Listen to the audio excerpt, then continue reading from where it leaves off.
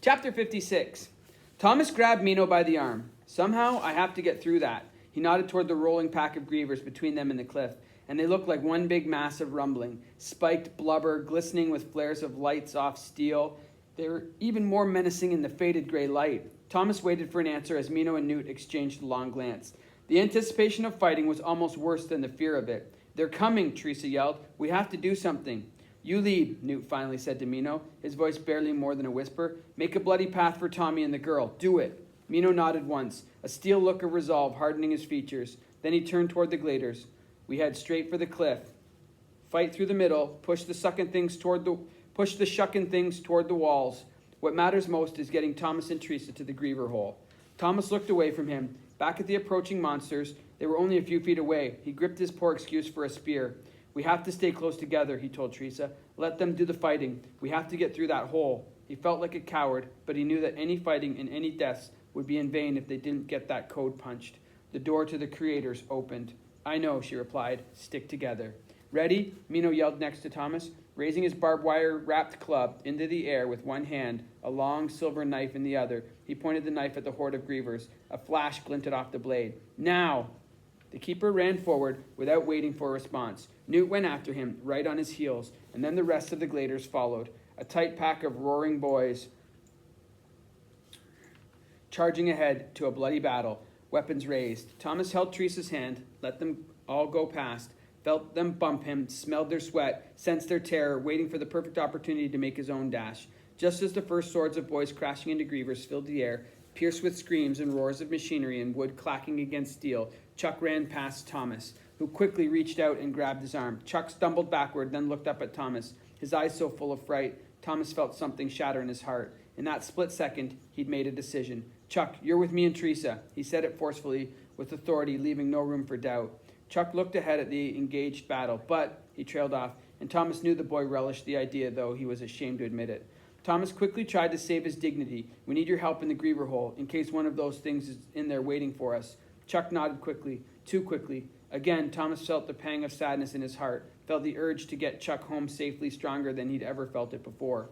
"Okay then," Thomas said. "Hold Teresa's other hand. Let's go." Chuck did as he was told, trying so hard to act brave, and, Thomas noted, not saying a word, perhaps for the first time in his life.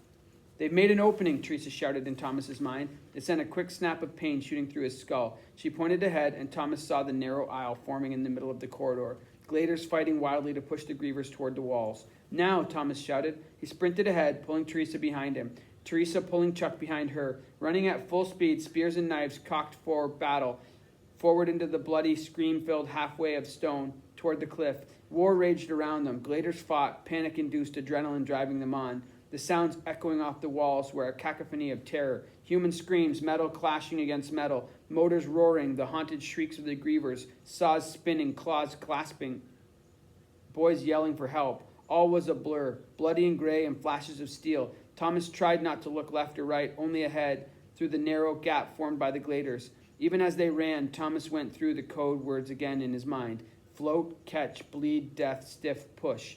They just had to make it a few dozen more feet. "Something just sliced my arm," Teresa screamed. Even as she said it, Thomas felt a sharp stab in his leg. He didn't look back, didn't bother answering. The seething impossibility of their predicament was like a heavy deluge of black water flooding around him, dragging him toward the surrender. He fought it, pushed himself forward. There was the cliff opening out into the gray-dark sky, about 20 feet away. He surged ahead, pulling his friends.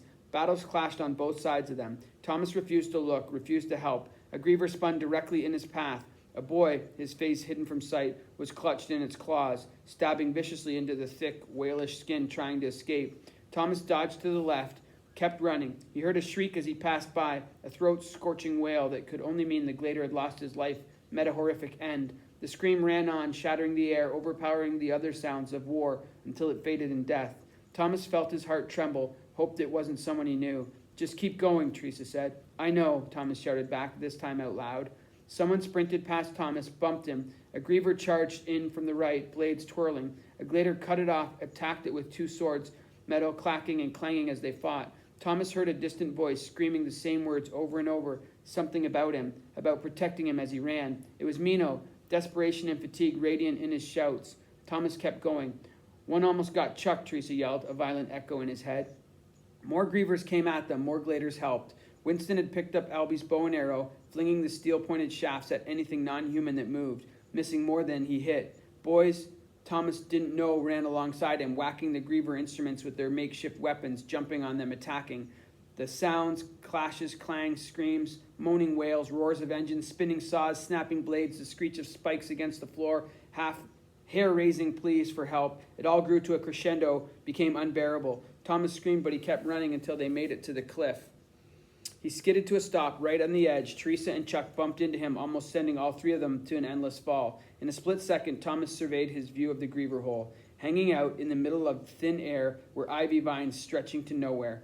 Earlier, Mino and a couple of runners had pulled out ropes of ivy and knotted them to vines still attached to the walls.